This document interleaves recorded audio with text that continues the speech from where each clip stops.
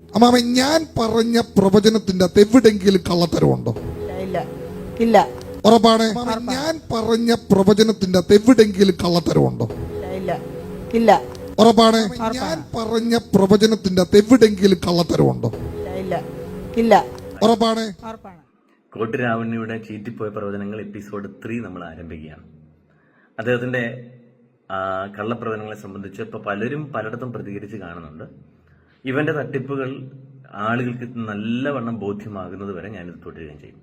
Episode 1 ചെയ്തതിന് ശേഷം അദ്ദേഹം നടത്തിയ ന്യായീകരണ വീഡിയോയിൽ അല്ലെങ്കിൽ ആഭാസവർഷങ്ങളൊക്കെ ചൊരിഞ്ഞുകൊണ്ട് അവന്റെ ഉള്ളിലുള്ള ആ ജഡവും മൃഗീയ സ്വഭാവവും ഒക്കെ വെളിപ്പെടുന്ന രീതിയിൽ വന്നതെല്ലാവരും കണ്ടതാണ്.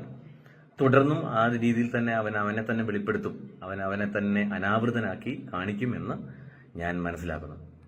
എനിവേ, ഞാനതിന് വെയിറ്റ് ചെയ്യുമ്പോഴാണ് ഞാൻ ഈ വീഡിയോയുടെ ആദ്യ ഭാഗത്ത് കാണിച്ച, അതായത് തന്റെ ന്യായീകരണ വീഡിയോയിൽ താൻ ആ സഹോദരിയെ വിളിച്ചു നിർത്തി ചോദിക്കുകയും അവർ നൽകുന്ന മറുപടിയും ഇവന്റെ പ്രവചനത്തിൽ തെറ്റുപറ്റിയിട്ടുണ്ടോ എന്ന് അവൻ ചോദിക്കുന്നു. അവർ പറയുന്നു ഇല്ലെന്ന്. ആവർത്തിച്ച് കേട്ടല്ലോ. നമുക്ക് ആ എൻ്റർ വീഡിയോ ഒന്ന് പരിശോധിക്കാം. അപ്പോൾ നമുക്ക് ആരംഭിക്കാം എപ്പിസോഡ്. ചെങ്ങന്നൂർ കള്ളപ്രവാചകൻ ജിനോ ജോസിന്റെ ചീറ്റിപ്പോയ പ്രവചനങ്ങൾ, അതിന്റെ എപ്പിസോഡ് 3 അവൻ കഴിഞ്ഞ ദിവസം ന്യായീകരണത്തിനായി ശ്രമിച്ചു കൊണ്ടുവന്ന വീഡിയോയ്ക്കകത്ത് അവന്റെ ആ സ്വതസിദ്ധമായ അകത്തെ യഥാർത്ഥ മനുഷ്യൻ വെളിപ്പെട്ടതും അവന്റെ ഭാഷാശുദ്ധി വെളിപ്പെട്ടതും തന്നെയല്ല, അവൻ ന്യായീകരണത്തിനായി ശ്രമിച്ചപ്പോൾ അതിനൊരു സഹോദരിയെ വിളിച്ചു നിർത്തി ആ സഹോദരിയെ കൊണ്ട് തന്റെ പ്രവചനമൊക്കെ കറക്റ്റ് അല്ലേ എന്ന് പറയിക്കാൻ വേണ്ടി അവൻ നടത്തിയ നാടകത്തിന്റെ യാഥാർത്ഥ്യം എന്താണ്, അവൻ അതിനകത്ത് ഈ പ്രവചനം സംബന്ധിച്ച് മറ്റുള്ളവരെ മിസ്യൂസ് ചെയ്യുന്നതും മിസ്ഗൈഡ് ചെയ്യുന്നതും അതേപോലെ തന്നെ ഇവ നടത്തുന്ന തട്ടിപ്പുകൾ, പ്രവചന തട്ടിപ്പുകൾ, അതിന്റെ യഥാർത്ഥ മുഖം എന്താണെന്ന്. കാരണം ഈ സഹോദരിയെ വിളിച്ച് ഇത് ശരിയാണെന്ന് പറയിക്കുമ്പോൾ ഇത് കേൾക്കുന്നവർ തോന്നിപ്പോകാം ശരിയായിരിക്കാം മറ്റുള്ളവരെന്തെങ്കിലും കള്ളമ. അപ്പൊ എന്താണ് ഇത് യാഥാർത്ഥ്യം? ഞാൻ ഒരു വട്ടം ആ വീഡിയോ ചെയ്താണ്, എന്നാൽ പോലും അത് ഞാൻ അതിന്റെ പ്രധാന ഭാഗങ്ങൾ മാത്രമേ ചെയ്തിരുന്നുള്ളൂ. ആ എൻ്റെ വീഡിയോയ്ക്കകത്തുള്ള കാര്യങ്ങളാണ് ഇന്ന് ഞാനൊന്ന് അഡ്രസ്സ് ചെയ്യുന്നത്. ഇപ്പം പറഞ്ഞ ശരിയാണെന്ന് അറിയണ്ടേ. അപ്പോൾ ഈ സഹോദരി പറഞ്ഞു വെച്ചത് ശരിയാണെങ്കിൽ നമുക്ക് ആ വീഡിയോ ഒന്ന് കാണാം, എന്താണ് പ്രവചനം എന്നുള്ളതൊന്ന് മനസ്സിലാക്കാം. അപ്പം നമുക്കതിന്റെ ഭാഗമായിട്ട് ഓരോന്നായി ഒരു കാര്യമൊന്നും നിങ്ങളുടെ ശ്രദ്ധയിലേക്ക് കൊണ്ടുവരാൻ ആഗ്രഹിക്കുകയാണ്. ഈ കള്ളപ്രവാചകൻ ജിനോ ജോസിന്റെ മിക്ക വീഡിയോകൾ നിങ്ങൾ ശ്രദ്ധിച്ചാൽ അതിനകത്തെല്ലാം ഇവൻ ഈ പൈശാചികമായ പല ചേഷ്ടകൾ കാണിക്കുന്നത് ശ്രദ്ധിക്കാൻ പറ്റും. ഇവിടെ 2 സഹോദരിമാരെ എഴുന്നേൽപ്പിച്ച് നിർത്തി അവരോട് പ്രവചനം ആരംഭിക്കുന്നതിന് മുൻപേ അവിടെ ചില ചേഷ്ടകൾ ഇവൻ കാണിക്കുന്നുണ്ട്. അവന്റെ കൈകൾ കൊണ്ട് ആക്ഷൻ കാണിച്ചുകൊണ്ട് പലതരത്തിലുള്ള പൈശാചികവും സാത്താന്യവുമായ നിലകളിലുള്ള ചേഷ്ടകൾ. കഴിഞ്ഞ പണ്ടത്തെ നമ്മുടെ ഈ കാർട്ടൂൺ വീഡിയോയിലൊക്കെ അല്ലെങ്കിൽ കാണുന്നത് പോലെ ഈ മന്ത്രവാദികളും ആഭിചാരകന്മാരും ഒക്കെ കാണിക്കുന്ന പോലെയുള്ള ആക്ഷൻസും അല്ലെങ്കിൽ ഇങ്ങനെ കാണിക്കേണ്ട വല്ല കാര്യമുണ്ട്. പ്രവചിക്കുന്നവനാണെങ്കിൽ അല്ലെങ്കിൽ യഥാർത്ഥ ദൈവാത്മാവിൽ പ്രവചിക്കുന്നവനാണെങ്കിൽ ഈ വക കോപ്രായൊന്നും കാണിക്കേണ്ട യാതൊരു കാര്യമില്ല. കർത്താവായ യേശു ക്രിസ്തു അത്തിമരത്തിന്റെ കീഴിൽ വന്നിട്ട് സക്കായിയെ വിളിച്ചിട്ട് സക്കായിയെയും പിന്നെ വേറൊരുത്തനെ കൂടി ഇങ്ങനെ കൈ ആട്ടിപ്പോയി ഒന്നുമില്ല. അവനെ പേര് വിളിച്ചു, താഴെ ഇറക്കി, അവന്റെ വീട്ടിൽ പോയി, അവന്റെ ജീവിതത്തിൽ മാറ്റവും വന്നു. ഈ തരികിടകൾ എന്തോ കാണിച്ചു കൂട്ടുന്നത്. അതിനിടയ്ക്ക് കൈ ഇങ്ങനെ വിടർത്തി പിടിച്ചുകൊണ്ട് ദീർഘനിശ്വാസം വിടുന്നു. ഇത് ഇങ്ങനെ പല പരിപാടികളുണ്ട്. ഇവന്റെ കയ്യിൽ ഒരു ചരട് അവൻ കെട്ടിട്ടുണ്ട്. ആ ചരടും ഇതുപോലെ തന്നെ അവന്റെ ഒരു പൈശാചിക സ്വഭാവത്തിന്റെ ഒരു രീതിയായിട്ടാണ് അവൻ കൊണ്ടു കിടക്കുന്നത്. രീതി മാത്രമല്ല, അതിന്റെ ഒരു മുതലായിട്ടാണ് അവൻ കൊണ്ടു കിടക്കുന്നത്. ഇതിനെല്ലാം ഒരു അടിസ്ഥാന റീസണും ഉണ്ട്. അതുകൂടെ പറയാനാണ് ഞാൻ ഈ കാര്യം ചൂണ്ടിക്കാണിച്ചത്. കുറച്ച് നാളുകൾക്ക് മുമ്പ് അറൌണ്ട് 2018 or 2019 ഇവനൊരു ഫേസ്ബുക്കിൽ ഒരു ഫോട്ടോ അപ്ലോഡ് ചെയ്തിരുന്നു. അന്ന് തൊട്ടേ ഞാൻ ഇവനെ വീക്ഷിക്കുന്നുണ്ട്. അതിനകത്ത് ഇവൻ യൂബർട്ട് ഏഞ്ചലുമായിട്ട്, അതായത് ഈ ഇമ്പാർട്ടേഷൻ ഫ്രോഡ്, കേരളത്തിലെയും ചുറ്റുവട്ടങ്ങളിലും ഒക്കെ ഉള്ള ഭൂലോക തരികിടകളായിട്ടുള്ള കള്ളപ്രവാചകന്മാർക്കെല്ലാം ഈ ഇമ്പാർട്ടേഷൻ, അവരുടെ മേലുള്ള ശക്തി പകർന്നു കൊടുക്കുന്ന ഒരു ഉലക തരികിട, ഒരു ഫ്രോഡ്, ആഫ്രിക്കൻ ഫ്രോഡ്, ഈ കള്ളപ്രവാചകന്റെ അടുക്കൽ നിന്ന്, അതായത് ഈ ഇമ്പാർട്ടേഷൻ ഫ്രോഡിന്റെ ഒരു സേവനം വാങ്ങിച്ചുകൊണ്ടാണ് ഇവൻ വന്ന് ഈ പണിയൊക്കെ തുടങ്ങുന്നത്. അതിനുശേഷമാണ് ഇത്തരത്തിലുള്ള കള്ളപ്രവചനവും ഈ കറക്കി കുത്തും, ഈ നാട്ടുകാരെ പറ്റിക്കലും കളിപ്പിക്കലും, പ്രത്യേകിച്ച് ഇങ്ങനെ സ്ത്രീകളെ പറഞ്ഞ് കളിപ്പിക്കലും, ഇങ്ങനെയുള്ള അലവലാതിത്തരം കൊണ്ട് ഈ ജിനോ ജോസ് എന്ന് പറയുന്ന ഫ്രോഡ് രംഗത്ത് വരുന്നത്. അപ്പോൾ ഇവന്റെ ഈ കള്ളപ്രവചന രീതിയുടെ തുടക്കവും പിന്നെ അതിന് ശേഷം ഇങ്ങോട്ട് വരുമ്പോൾ ഉള്ള അവന്റെ സ്കിൽസ്, അവന്റെ നാക്കിൽ മാത്രമല്ല അവന്റെ മൊത്തം ശരീരഘടനയിൽ ഈ പൈശാചികത ഒളിഞ്ഞിരിക്കുന്നുണ്ട് എന്നതൊന്ന് ശ്രദ്ധിച്ച് നോക്കിയാൽ മനസ്സിലാക്കാൻ പറ്റും. ഇനി ഇവിടെ 2 സഹോദരിമാരോട് ആണ് പ്രവചനം പറഞ്ഞ് ആരംഭിക്കുന്നത്. അവിടെ ഒരു കാര്യം കൂടെ പറയാം. ഞാനതിനകത്ത് ഒരു സഹോദരിയുടെ സ്ഥലമാണല്ലോ അന്വേഷിച്ച് പോയത്. മറ്റേ ആ വ്യക്തിയുടെ എനിക്ക് അവരുടെ ഇവൻ പറയുന്ന ഒന്നും വ്യക്തവുമല്ല, അത് കണ്ടുകൊണ്ടുമല്ല നമ്മൾ പോയത്. എനിക്ക് അവിടെ പോകുമ്പോൾ ലീഡ് ചെയ്യാൻ ഒരാളുണ്ടായിരുന്നു. അത് ഞാൻ തൽക്കാലം കൂടുതൽ ഇൻഫർമേഷൻസ് വേണ്ടതുകൊണ്ട് ഞാനത് അങ്ങനെ നിർത്തിയിരിക്കുകയാണ്. അപ്പം പബ്ലിക് ആക്കുന്നില്ല ഇപ്പം, കാരണം എനിക്ക് ഇവനോട് ബന്ധപ്പെട്ട പല ഡീറ്റെയിൽസും ഇനിയും എടുക്കേണ്ടതുണ്ട്. അപ്പം അതിനകത്ത് ഒരു സഹോദരിയോട് ഇവൻ പറയുന്ന പ്രവചനം അതിന്റെ ആരംഭത്തിൽ തന്നെ ഭൂലോക അബദ്ധം എന്ന് പറഞ്ഞു കഴിഞ്ഞാൽ അങ്ങേയറ്റം വൃത്തികേട് ആണ് അവന് സംഭവിച്ചേക്കുന്നത്. ഞാൻ അവന്റെ ആ ഭാഗം, അല്ലെങ്കിൽ ഞാൻ ഉപേക്ഷിച്ച് കളഞ്ഞ ഭാഗത്തെ ആ സഹോദരിയോടുള്ള പ്രവചനത്തിന്റെ ഒരു ഭാഗം നിങ്ങൾക്കൊന്ന് കേൾപ്പിച്ചു തരാം. ഇവൻ അവിടെ കിണർ കണ്ട ഒരു കാഴ്ച, അതായത് അവരുടെ വീടിന്റെ പിന്നാമ്പുറത്ത് കിണർ കണ്ട കാഴ്ച, നിങ്ങൾ ആ പ്രവചനം ഒന്ന് ശ്രദ്ധിച്ച് കേൾക്ക്, എന്നിട്ട് എന്റെ ബാക്കി പറയാം. വൃത്തികെട്ടവൻ. കക്കൂസിന്റെ ടാങ്ക്, അവരുടെ വീടിന്റെ പുറകിലുള്ള കക്കൂസിന്റെ ടാങ്ക് കഴിഞ്ഞിട്ട് അത് കിണറാണെന്ന് കണ്ടുപിടിച്ച ഈ പന്നന്റെ ആത്മാവ് ഏത് കാട്ടിക്കിടന്ന ആത്മാവ് ഒന്ന് ചിന്തിച്ചു നോക്കും. ഇനിയും ആരെങ്കിലും അവരോട് അടുത്ത ചോദ്യം അതിന്റെ തൊട്ടപ്പുറത്ത് കാണുന്ന ചെറുതാണോ കിണറെന്നാണ് ചോദിക്കുന്നത്. അവരതിന് ചൊവ്വ എന്നേരം മറുപടി പറയുന്നില്ല, കാരണം അവർക്കറിയാം അവിടെ അങ്ങനെ അല്ലെന്നുള്ളത്. ആരെങ്കിലും സെപ്റ്റിക് ടാങ്കിന്റെ തൊട്ടപ്പുറത്ത് അടുത്ത് കൊണ്ടുപോയി കിണർ ഒഴിക്കുക. ഒരു കാര്യം മനസ്സിലാക്കാം, ഇവന്റെ ആത്മാവിന് യാതൊരു ബുദ്ധിയും ബോധവും ഇല്ല, വൃത്തിയില്ല. ഏതോ അശുദ്ധാത്മാവ് കയറി, ഇനി അതിനകത്തുനിന്ന് തന്നെ കയറി വന്ന വല്ല ആത്മാവാണോ ഇവന്റെ തലയിലിരിക്കുന്നത് എന്നത് തിരിച്ചറിയണം. ഇത് ഈ ചെന്ന് നിൽക്കുന്നവർക്ക് മനസ്സിലാക്കിക്കൂടെ ഇത്രയും വൃത്തികെട്ട ആത്മാവിനെയും വഹിച്ചുകൊണ്ടാണ് ഇവൻ നടക്കുന്നെന്നുള്ളത്. എന്നിട്ട് അവനൊരു വാക്ക് പറഞ്ഞ് അവസാനിപ്പിക്കുന്നത് സ്ഥിതി മാറും. മനസ്സിലായല്ലോ? സ്ഥിതി മാറും എന്ന് പറഞ്ഞിട്ട് അവൻ കറക്കി കുത്തു തുടങ്ങി. അതായത് അവരുടെ വീടിന്റെ പുറകിലിരിക്കുന്ന സെപ്റ്റിക് ടാങ്ക് കണ്ടു, അതിന്റെ തൊട്ടപ്പുറത്തിരിക്കുന്ന കിണറും ഇവൻ കണ്ടു. അവൻ കണ്ടതേ ഉള്ളൂ, അവര് കണ്ടിട്ടില്ല.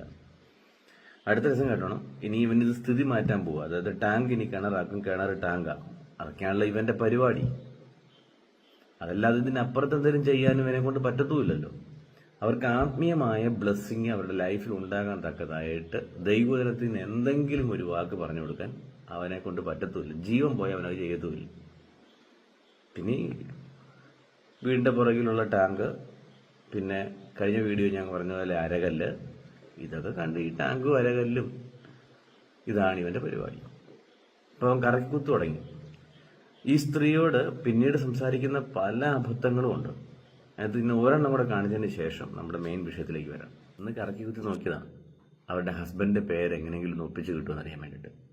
അതിനൊന്ന് ഗസ് ചെയ്ത് നോക്കി, സുരേഷോ രാകേഷോ ഏതെങ്കിലും ഇഷ്യൂൽ അവസാനിക്കുന്ന എന്തെങ്കിലും ഒന്ന് കിട്ടിയിരുന്നെങ്കിൽ അവനതിലൊന്ന് എങ്ങനെയെങ്കിലും ഒട്ടിച്ചു വെച്ചാൽ.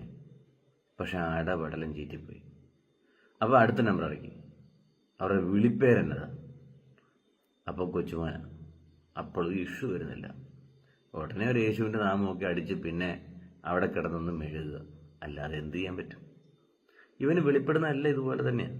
കഴിഞ്ഞ ദിവസം വേറൊരു പാസ്വേഡ് പ്രവചിച്ച് നിങ്ങൾ കേട്ടതല്ലേ? അവിടെ ചർച്ചിന്റെ പുറകിലെ അരകല്ലാണ് അവൻ കണ്ടത്. അവിടുത്തെ ആ പാസ്റ്ററിനെ ചോദിക്കുന്ന ഒരു ചോദ്യമുണ്ട്. വെളിപ്പെടാനാണെങ്കിൽ ഇവിടെ എന്തെല്ലാം ഗൗരവമായ കാര്യങ്ങൾ, സീരിയസ് ആയ ഇഷ്യൂസ് വെളിപ്പെടാനുണ്ട്. വെളിപ്പെടുത്താൻ ദൈവത്തിന് അങ്ങനെ പദ്ധതി ഉണ്ടെങ്കിൽ. പക്ഷെ ഇവൻ കാണുന്ന മുഴുവൻ ഇങ്ങനെ അരകല്ലും ഒരലും പിന്നെ ഇതുപോലെ ടാങ്കും. ഈ ടാങ്കിൽ നിന്ന് അവൻ കര കയറി വേറൊരു വെളിപ്പാട് അവന്റെ ജീവിതത്തിലുണ്ടാകില്ല. ഈ വക ഊളത്തരമാണ്, പ്രവചനമാണെന്നും പറഞ്ഞ് ഇവന്റെ പിന്നാലെ പോകുന്ന മണ്ടന്മാരായ വിശ്വാസികൾ ഫോളോ ചെയ്യുന്നത്. ഇനി നമ്മുടെ പ്രധാന വിഷയത്തിലേക്ക് വരാം. അവൻ കഴിഞ്ഞ ദിവസം ആ സഹോദരിയെ വിളിച്ചു നിർത്തി പറയിച്ചത് അവന്റെ പ്രവചനം ശരിയാണ് എന്ന് പറയാൻ ശ്രമിച്ചതിനകത്ത് പൊള്ളത്തല്ലേ ആശാൻ കണ്ടുപിടിച്ചു. ഭയങ്കര ദിവ്യദൃഷ്ടിയുള്ളവനാ. കുമ്പിടിയാ അപ്പുറത്തെയും ഇപ്പുറത്തെയും ഒരേ സമയം കണ്ടുപിടിച്ചു. ആ വീട്ടിൽ അപകടം നടന്നതും ഈ വീട്ടിൽ അപകടം നടന്നതും കണ്ടുപിടിച്ചു. എന്നാൽ ഇതിനകത്ത് തട്ടിപ്പ് നിങ്ങൾ തിരിച്ചറിയണം.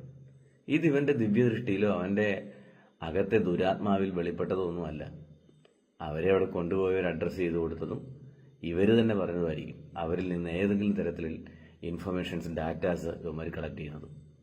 അതിന്റെ ഞാനിനി ചെയ്യാനിരിക്കുന്ന അനേകം വീഡിയോ ഉണ്ടല്ലോ, അതിനകത്ത് ഞാൻ പല കാര്യങ്ങളും പറയും. ഇവൻ പല സ്ഥലത്തും പോയി നടത്തിയ പ്രവചനത്തിൽ ഇവൻ കാറ് വരെ നമ്പർ നോട്ട് ചെയ്ത സംഭവത്തിന്റെ വരെ വോയിസസ് അല്ലെങ്കിൽ അത് പറഞ്ഞ ആളുകളുടെ ഞാൻ അവിടെ പോകുന്നുണ്ട്. അപ്പോൾ അതിനുശേഷം ഈ ഡീറ്റെയിൽസ് തരാം.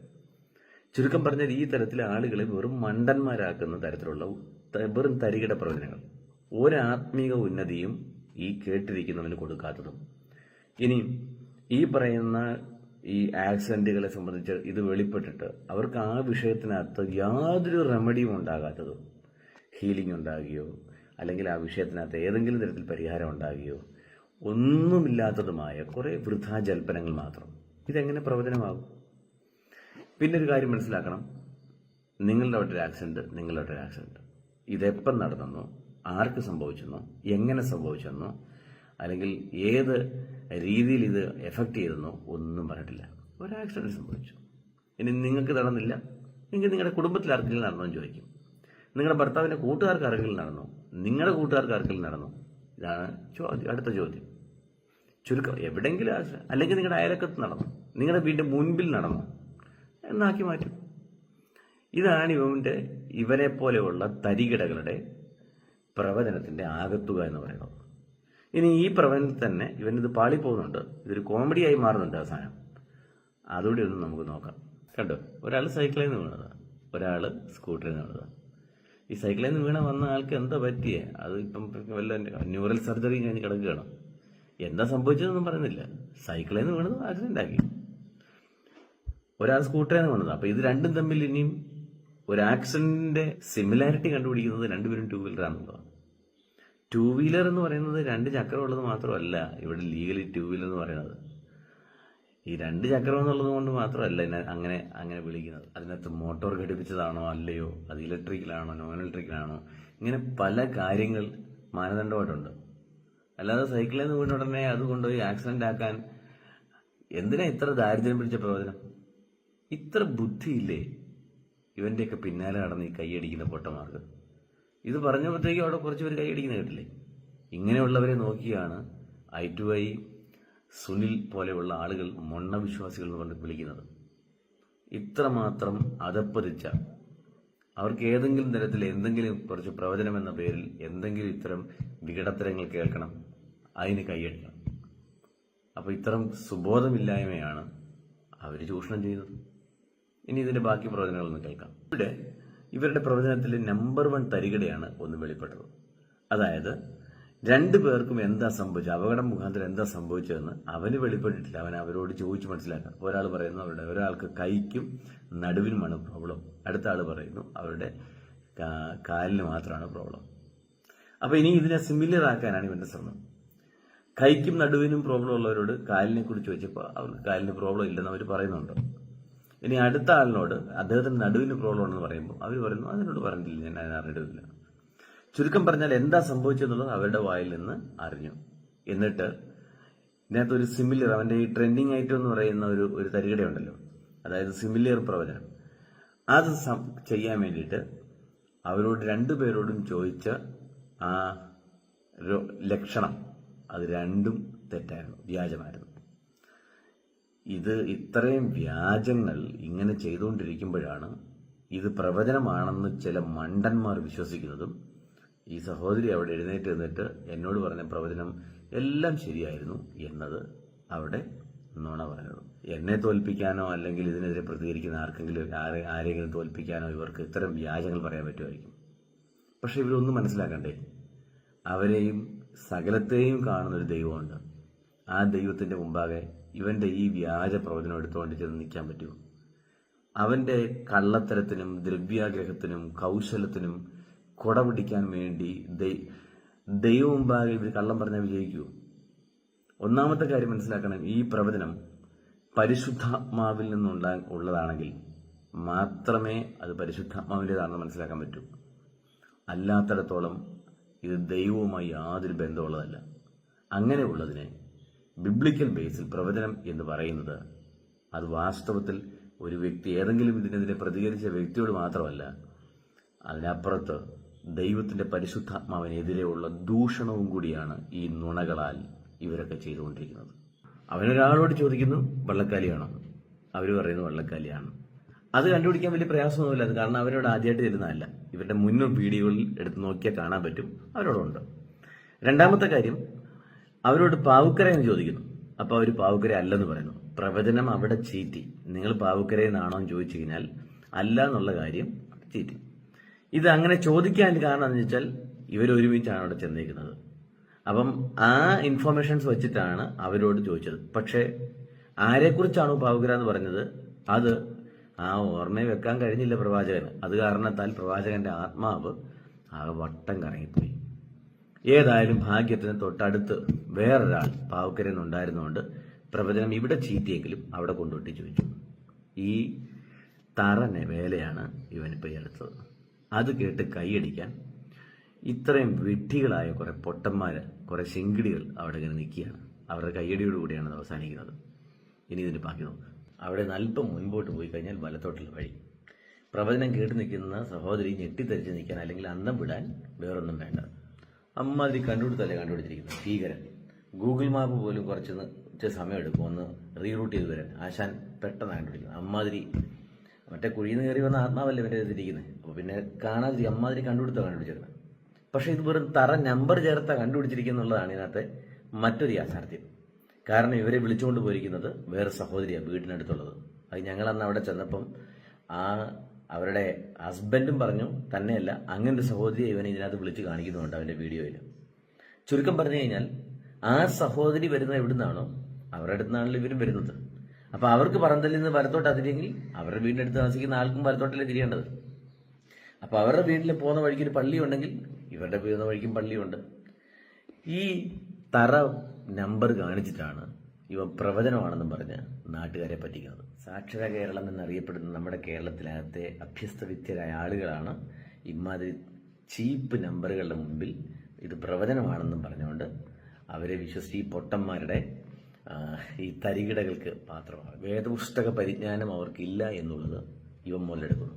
മേലാൽ അവർ അത് പ്രാപിക്കരുത് എന്നുള്ളത് ഇവരുടെ അജണ്ടയുമാണ്. അതാണ് ഈ കള്ളപ്രവാചകന്മാരെ സൂക്ഷിക്കുക എന്ന് പറയുന്നതിന്റെ കാരണം. ഇനി ഇതിന് മുമ്പ് വഴി കാണിക്കാൻ ഇവന്റെ കയ്യിൽ ഏതോ ഒരു ആത്മാവുണ്ട്. പക്ഷേ ഇതേതോ ചീഞ്ഞ കുഴിയിൽ നിന്ന് കയറി വന്ന ആത്മാവായതുകൊണ്ട് ഇതിനിടയ്ക്ക് ഒരു കൺഫ്യൂഷൻ വരും.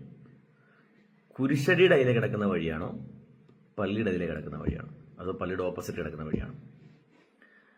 ഏതായാലും ആത്മാവിന് കൺഫ്യൂഷൻ ഉള്ളതുകൊണ്ട് പ്രവചനം കേട്ട് നിൽക്കുന്ന വ്യക്തിയോട് ചോദിച്ച് കാര്യമൊന്ന് മനസ്സിലാക്കണം. അപ്പോൾ ആത്മാവും അവരും തമ്മിൽ ഇങ്ങനെ കോൺവെർസേഷൻ നടക്കണം. ഈ കോൺവെർസേഷൻസ് ഇടയ്ക്ക് ഇവരെ വളരെ മനോഹരമായി കളിപ്പിക്കുന്നത് തിരിച്ചറിയാൻ പറ്റും. അവൻ ഈ പറയുന്ന സ്ഥലം, അതായത് പറന്തലിൽ നിന്ന് പോവുകയാണല്ലോ. അപ്പോൾ അവർക്ക് അങ്ങോട്ട് 2 കിലോമീറ്റർ ദൂരമുണ്ട്. ഇപ്പം നിങ്ങൾ കേട്ടതാണല്ലോ. പക്ഷേ ഈ 2 കിലോമീറ്റർ ദൂരം എവിടെ നിന്ന് എങ്ങോട്ട് എന്നത് പറഞ്ഞിട്ടില്ല. ഈ പറയുന്ന കുരിശടിയുടെ അവിടെ നിന്നാണെങ്കിലും പറന്തൽ ജംഗ്ഷൻ്റെ അവിടെ നിന്നാണെങ്കിലും അതല്ല പള്ളിയുടെ അവിടെ നിന്നാണെങ്കിലും, കാരണം അവിടെ പല പള്ളിയുണ്ട്, ഏത് പള്ളിയാണെന്നും പറഞ്ഞിട്ടില്ലല്ലോ. ഏറ്റവും ഷോർട്ട് ഡിസ്റ്റൻസ് ഉള്ളത് എടുത്ത് നോക്കിയാൽ പോലും അവിടെ നിന്ന് ഇവരുടെ വീടിന് അങ്ങോട്ട് 2 കിലോമീറ്റർ അല്ല. നിങ്ങൾ ചുമ്മാ ഗൂഗിളിൽ കയറിയിട്ട് പറന്തൽ ടു ആതിരമല എന്നടിച്ചു നോക്കണം. അപ്പോൾ അറിയാൻ പറ്റും അറൗണ്ട് 4 കിലോമീറ്ററിന് മുകളിൽ ഇത് ദൂരമുണ്ട്. അപ്പോൾ ഇവൻ 2 കിലോമീറ്റർ പോവും, ബാക്കി 2 കിലോമീറ്റർ കുഴി കിടന്ന് കറങ്ങുമല്ല, എന്ത് ചെയ്യാനല്ലേ? ഇതാണ് അമ്മാമേ ഞാൻ നിങ്ങളോട് പറഞ്ഞ പ്രവചനം വല്ല തെറ്റുമുണ്ടോ എന്ന് ചോദിച്ചപ്പോൾ ഒന്നുമില്ലെന്ന് പറഞ്ഞുകൊണ്ട് വെളുപ്പിക്കാൻ ഒരു നാണവുമില്ലാതെ ഈ ജിനോ ജോസ് എന്ന് പറയുന്ന കള്ളപ്രവാചകൻ കഴിഞ്ഞ ഞായറാഴ്ച പരിശ്രമിച്ചത്, അതും പച്ചത്തേറി വിളിച്ചോണ്ട്. നെക്സ്റ്റ് പോർഷൻ കേൾക്കാം. അയ്യോ, അസാധ്യ കണ്ടുപിടുത്തമാണ് നടത്തിയിരിക്കുന്നത് കേട്ടോ. ആതിരമല എന്ന് പറയുന്ന ഒരു മലയുടെ മുകളിൽ താമസിക്കുന്നവരുടെ വീട്ടിലോട്ട് പോകുന്നിടത്ത് കയറ്റമുണ്ടെന്ന് പ്രവാചകൻ കണ്ടുപിടിച്ചിരിക്കുന്നു. കയറ്റമുള്ളപ്പോൾ പിന്നെ ഇറക്കവും കാണുമല്ലോ. അപ്പോൾ ഇറക്കവും അദ്ദേഹത്തിന്റെ ദിവ്യദൃഷ്ടിയിൽ കണ്ടുപിടിക്കപ്പെട്ടിരിക്കും. ഇനിയും ഇതൊക്കെ സാധാരണ പ്രവാചകന്മാർക്കൊക്കെ പറ്റുന്ന കാര്യങ്ങളാണ്. കാരണം അവരുടെ ആത്മാവ് അവർക്ക് കാണിച്ചു കൊടുക്കുന്നു. ഏത് ആത്മാവാണെന്നുള്ളത് ആ വിഷയം. പക്ഷേ ഈ പോകുന്ന റോഡിന്റെ 2 വശത്ത് പറമ്പ് കാണുന്നത് സാധാരണ പ്രവാചകർക്കൊന്നും പറ്റുന്ന കാര്യമല്ല. ഇവനെ പോലെ ഭയങ്കര ദിവ്യദൃഷ്ടിയുള്ള അതിഭീകരന്മാരായ പ്രവാചകന്മാർക്ക് മാത്രമേ ഈ റോഡിന്റെ സൈഡിൽ പറമ്പ് നിൽക്കുന്നത് കണ്ടുപിടിക്കാൻ പറ്റത്തുള്ളൂ. ഒന്ന് ചിന്തിച്ചു നോക്കി, നമുക്ക് സാധാരണ പ്രവാചകന്മാരെ കൊണ്ട് പറ്റുമോ? നമ്മളെ കൊണ്ടൊക്കെ പറ്റുമോ റോഡിന്റെ സൈഡിൽ പറമ്പ് നിൽക്കുന്നത് കണ്ടുപിടിക്കാൻ പറ്റുമോ? അപ്പം ഈ അങ്ങോട്ട് പോകുന്ന സൈഡിലൊക്കെ പറമ്പ്, പിന്നെ മലയല്ലേ, അങ്ങോട്ട് പോകുന്ന വഴിക്ക് ഒരു സാധ്യതയുമില്ലാത്ത ഒരു മരം, റബ്ബർ നിൽക്കുന്നത് അവൻ കണ്ടുപിടിക്കുന്നു. ഇവന്റെയൊക്കെ മുന്നിൽ പോയി ഈ വിഡ്ഢിത്വമൊക്കെ കേട്ടേച്ച് അതിനെ തലയാട്ടുന്ന വിഡ്ഢികളായ വിശ്വാസികളെ സമ്മതിച്ചു കൊടുത്തേ പറ്റത്തുള്ളൂ. ഇത്രയും അബദ്ധങ്ങളിലൂടെ ഇവരെ ഈ കള്ളപ്രവാചകന്മാർ ഗൈഡ് ചെയ്യുമ്പോൾ ഒരു 2 മിനിറ്റ് ഒന്ന് തിരിഞ്ഞു ചിന്തിക്കാൻ അവർ തയ്യാറായാൽ അവർക്ക് ഈ കള്ളപ്രവാചകന്മാരുടെ ഇത്തരം കൊടിയ വഞ്ചനകളിൽ നിന്ന് രക്ഷപ്പെട്ടൂടെ? ഈ ദുരാത്മാവിന്റെ പ്രവർത്തികൾക്ക് മുന്നിൽ പോയി തലവെച്ച് കൊടുക്കേണ്ട വല്ല കാര്യമുണ്ടോ? നമുക്ക് ഏതായാലും മുന്നോട്ട് പോകാം. ആശാനപ്പം മല കയറുകയാണ് ഒരു ദൂതന്റെ കൂടെ. ഏതാണ് ഈ ഗതികെട്ട ദൂതൻ അറിയത്തില്ല. ഏതായാലും തങ്ങളുടെ വാഴ്ച കാത്തുകൊള്ളാതെ അനുസരണക്കേടിന്റെ ആത്മാവിനാൽ അടികൊണ്ട് താഴെ വീണ വ്യഭിചാരികളായ ദൂതന്മാർ വേറെ കുറെ കാണുമല്ലോ. അതിനകത്ത് ഏതോ ഒരു ദൂതന്റെ കൂട്ടും പിടിച്ച് ആശാൻ ഇപ്പം മല കയറാൻ പോവുക. ഇനി വേഗം കയറി, ആദ്യം പകുതി കയറി, പിന്നെ മലയുടെ ഉച്ചയ്ക്കെത്തി. അവിടെ നിന്നപ്പോൾ അവനോടൊരു വീട് കണ്ടു. ആ വീട് കണ്ട ഉടനെ ചോദിക്കുകയാണ്, ഈ സഹോദരിയോടെ ചോദിക്കുന്നത്, ഈ വീടാണോ? ഞാൻ ചോദിക്കുന്നത്, ഈ കൂടെ വന്ന ദൂതനെ പിന്നെ എന്നാ കാര്യത്തിന് കൊണ്ടുപോയതാണ്? അവനോട് ചോദിക്കാൻ പാടില്ല? അതോ അവനും പണ്ട് സീസി പിടിക്കാനും വല്ലവന്റെ വണ്ടി അടിച്ചു മൂട്ടിച്ചോണ്ട് പോകാനും കള്ളും കുടിച്ച് റോഡ് സൈഡിൽ കിടന്ന് ഇഴയാനും അങ്ങനെ വല്ലതും നടന്ന ദൂതൻ വല്ലതും ആണോ? അറിയത്തില്ല. ഇവന്റെ കൂടെ നടന്ന ദൂതനല്ലേ. അപ്പം മിക്കവാറും ആ ഒരു സ്റ്റാൻഡേർഡ് ആയിരിക്കാനേ സാധ്യതയുള്ളൂ. എനിവേ ദൂതനും അറിയത്തില്ല, ഇവനും അറിയത്തില്ല. അപ്പം ചോദിച്ചപ്പം ആ വീടല്ല. ഇനിയിപ്പോൾ അവിടുന്ന് പിന്നെയും പോകണം. ഇനിയിപ്പോൾ ദൂതനെയും പിടിച്ച് മുന്നോട്ട് നടന്നു. നമുക്ക് പുറകെ പോവാം. മുന്നോട്ട് പോയപ്പോൾ ഇവൻ വേറൊരു വീട് കണ്ടു. അവിടെ ചെന്നപ്പോഴും ദൂതന്റെ കൂടെ നടക്കുന്ന രാവുണ്ണിയും വട്ടം കറങ്ങാണ്. ഒന്ന് കേട്ടോ. വിജയചേട്ടൻ വീട് മാറിയിരുന്ന് ഞങ്ങളുടെ പ്രവാചകനെ പറ്റിക്കാനുള്ള പണിയല്ലേ? പക്ഷെ വളരെ മോശമായി വിജയചേട്ടൻ. ഞങ്ങളുടെ ഈ തരികിട പ്രവാചകനും അതേപോലെ തന്നെ പുള്ളിയുടെ കൂട്ടത്തിൽ ഇന്ന് ഈ പണിക്കിറങ്ങിയ ദുർബോധവും കൂടി ഈ മലയെല്ലാം ചുറ്റി അവിടെ വന്ന് ഈ ഓടിട്ട പെരയും കണ്ടുപിടിച്ച് അതിനകത്ത് വിജയചേട്ടൻ ഒന്ന് കണ്ടുപിടിച്ചപ്പം ആ വീട്ടിൽ വിജയചേട്ടൻ ഇരിക്കേണ്ടതായിരുന്നു. ഏതായാലും വല്ലാത്ത ചെയ്താരും ചെയ്തത്. അതും ചീറ്റി. ഇതുവരെ കണ്ടുപിടിച്ച വീട് ചീറ്റി. വിജയൻ ചേട്ടനെ തപ്പിയെടുത്തപ്പോൾ അതും ചീറ്റി. ഇനിയിപ്പോൾ പ്രവാചകൻ ഒറ്റ വഴിയേ ഉള്ളൂ. മുന്നോട്ട് പോകും തോറും അവിടെ വീടുണ്ടല്ലോ ഇവിടെ വീടുണ്ടല്ലോ എന്നൊക്കെ ഇങ്ങനെ പറഞ്ഞ് അതിലേതെങ്കിലും ഒരു വീട് ചേച്ചിയോട് തന്നെ ചോദിച്ച് മനസ്സിലാക്കിയെടുക്കണം, ഇതാണോ നിങ്ങളുടെ വീടെന്ന്.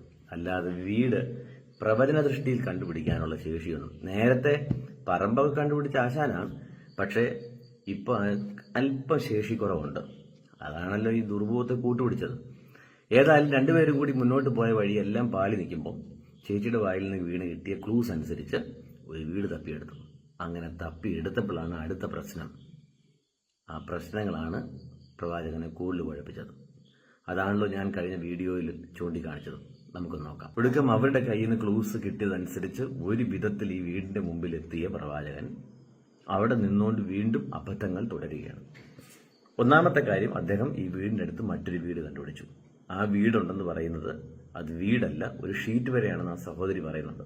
അതായത് ഈ റബ്ബറിന്റെ പാലൊക്കെ കളക്ട് ചെയ്ത് വെക്കുന്ന സ്ഥലം. ഒരു കുന്നേലോട്ട് കയറി ഒരു ചെറിയൊരു ഷെഡാണ്. ഇവരുടെ വീടിന്റെ അടുത്ത് ഒരു വീടില്ല, അങ്ങനത്തെ വീടില്ല. അപ്പൊ ഇവൻ പറഞ്ഞ അതും തെറ്റാണ്. രണ്ടാമത്തെ കാര്യം, ഈ വീടിന് വൈറ്റ് പെയിന്റ് അല്ലെങ്കിൽ വൈറ്റ് വാഷ് ചെയ്തിരിക്കുന്നു പറയുന്നത് അതും തെറ്റാണ്. ഈ വീട് കാണുമ്പോൾ തന്നെ മനസ്സിലാക്കാൻ പറ്റും ഇതിൽ ഒരു പെയിന്റും ചെയ്തിട്ടില്ലെന്നുള്ളത്. പിന്നെ ഇതിന്റെ കഥകയിൽ എന്തോ മനോഹരമായ ഡിസൈൻ അവൻ കാണുന്നുണ്ട്. ഈ വീടിന്റെ കഥകയിൽ എന്ത് ഡിസൈനാണ് നിങ്ങൾ കാണുന്നത് എന്ന് ഒന്ന് ശ്രദ്ധിച്ചു നോക്കുക. അടുത്ത കാര്യം, ഈ വീടിന് ജപ്തി ഉണ്ടെന്ന് പറയുന്നു. ആ ജപ്തി, അങ്ങനെ ഒരു ജപ്തി ഈ വീടിനില്ല എന്ന് അവരുടെ ഹസ്ബൻഡ് തന്നെ നമുക്ക് സാക്ഷ്യപ്പെടുത്തിരുന്നുണ്ട്. പിന്നെ മനോഹരമായ വീട്, പിന്നെ കൊത്തുപണി അതിനകത്ത് അകത്ത് ഏതാണ്ട് വലിയ ചിത്രപ്പണികളൊക്കെ വരച്ചിട്ടുണ്ടെന്ന് പറയാൻ എന്തെങ്കിലുണ്ടോ? ഇനി പ്രധാനപ്പെട്ട ഒരു വിഷയം ചോദിക്കട്ടെ, ഈ വീടിന് ജപ്തി ഉണ്ടോ? ഇല്ല, ജപ്തിയില്ല. നിങ്ങളുടെ ജപ്തി ഉണ്ടെന്ന് ഇത് ഭയങ്കര പ്രശ്നമാണെന്നൊക്കെ. ജപ്തി ഇല്ല, നമുക്ക് വീടിന്റെ ജപ്തി ഇത്ര വർഷമായിട്ട് നമുക്ക് വന്നിട്ടില്ല. ജപ്തി ഇന്ന് രാവിലെ പോയതൊന്നും അല്ലല്ലോ. ജപ്തിയില്ല. അറിയണ്ടേ ജപ്തിയുടെ കാര്യം? നമുക്ക് ജപ്തി ഒരു 40 വർഷങ്ങൾ അറിയാവുന്ന വീടാണ്. ഒരു കാര്യം പറയാം, ഇതുപോലുള്ള കള്ളപ്രവാചകന്മാരുടെ വായിലോട്ട് ഇരുന്ന് കയറാണെങ്കിൽ വേണേ ജപ്തി വരാം. അതിനുള്ള എല്ലാ വഴിയുണ്ട്. ഇനിയാണ് എനിക്കൊരു കാര്യം പറയാനുള്ളത്. ഈ പ്രവാചകൻ പറഞ്ഞ കാര്യം സത്യമാണെങ്കിൽ, ഇതിന് ജപ്തി ഉണ്ട് എന്ന് പറയുന്നത് സത്യമാണെങ്കിൽ, ഈ വീടിന്റെ കതകിന് ഡിസൈൻ ഉണ്ട് എന്ന് പറയുന്നത് സത്യമാണെങ്കിൽ, ഈ വീടിന് വൈറ്റ് വാഷ് അടിച്ചു എന്ന് പറയുന്നത് സത്യമാണെങ്കിൽ,